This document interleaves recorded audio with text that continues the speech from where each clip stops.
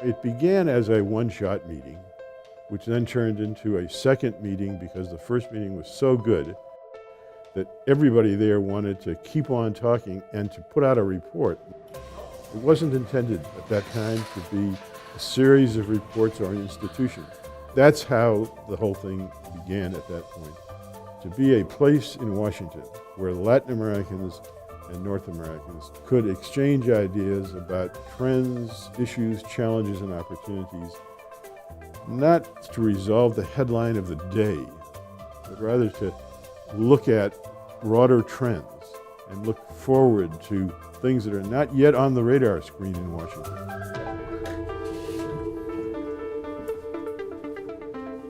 Well, now we're entering what's going to be the new conference space. This is the main reason why we're moving offices, is to get a better conference room. We can fit more people and more comfortably, and so we can have a better discussion, and we can also have better technology so we can communicate the important views and debates that will be taking place in this room.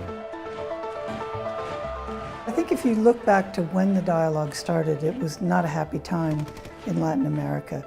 You had military governments in many countries, a lot of wars on the ground, certainly in Central America. You had really hyper inflation in many areas, economies that were not doing well. Certainly in the time since then, you've seen really a sea change. You have Latin America being really a factor on the world stage. Climate change, biodiversity, transnational organized crime, tackling extreme poverty. These are issues where Latin America has a lot to bring to the table.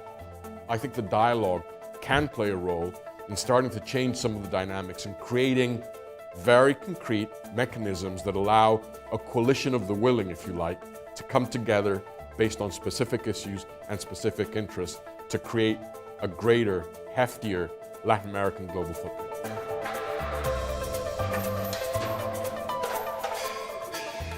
This will upgrade and modernize what the dialogue has had up until now. And I think it's the right moment to do it, and we're very excited. The exchange of ideas and information and best practice in those areas is something where the dialogue has an important role to play. The one distinctive feature of the Inter-American dialogue, and the reason why I keep coming back, because the Inter-American dialogue is the only place really in the world where the whole of Latin America meets. The dialogue provides the venue, provides also the experts, and the dialogue tries to provide a very plural platform so that people with different beliefs discuss and try to reach consensuses. That's where the dialogue comes in. I think the dialogue plays a role of bringing people together who come from different backgrounds, different political tendencies, but are committed to change. You have former presidents, former cabinet members, legislators, educators, journalists. When you have the dialogue convene people on an issue, these are people with power, they're people with influence, and most of all, they're people with very deep knowledge. So the Inter-American dialogue can help us to put in motion a conversation of the tough issues, tough issues like migration, tough issues like trade, like illicit flows, tax havens, things that in our region are becoming very important. These are markets of the future, and the dialogue plays a very important role in fostering of the thought that Latin America and the Western Hemisphere is really one region and one economy, and that in order to be prosperous in the future, we need to be thinking more in those terms. How can we create mechanisms where those countries that have converging multilateral, bilateral, or sub-regional agendas can work together to change the paradigm of how Latin America interacts in the region and with the rest of the world. I think the dialogue, because of the network that it has throughout the Americas, is uniquely positioned to play a role.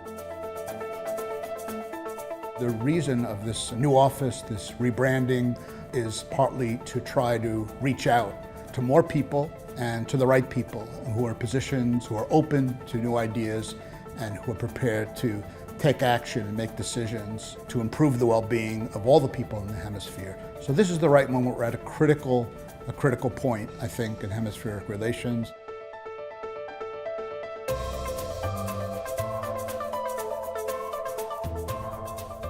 It is not what we can do for each other, but what we can do together.